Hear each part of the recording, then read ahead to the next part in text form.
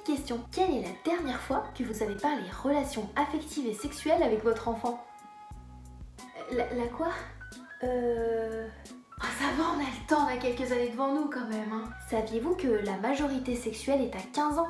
Ça veut dire qu'à 15 ans, un ado est responsable devant la loi de ce qu'il fait de son corps. Oh non, pas mon bébé!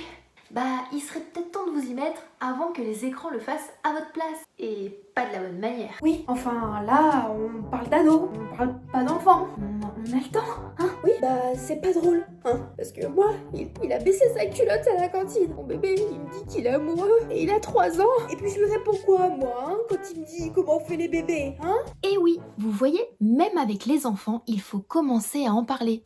Par contre, pas de sexualité. Avant 12 ans, leur petit cerveau n'est pas encore câblé pour parler sexualité. Par contre, dès tout petit, il y a des choses à leur expliquer. Il y a tout un tas de valeurs qui passent dans l'éducation affective et relationnelle dès le plus jeune âge. En fait, c'est un savoir-être. Bon, je veux pas faire ma vieux jeu, mais après les écrans, l'éducation affective et sexuelle est le deuxième problème qu'il va falloir qu'on prenne sérieusement en compte. Et je dirais même qu'il y a urgence.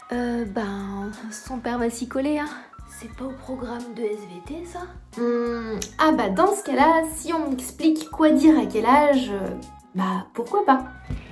Il est grand temps de remettre le voile là où les écrans l'enlèvent. Parlons relations affectives avec nos enfants et sexualité avec nos adolescents sans tabou, mais avec pudeur. Oui, enfin, comment on fait là, en fonction de l'âge? J'aurai l'occasion de vous expliquer des repères pour chaque âge. À très vite pour la conférence.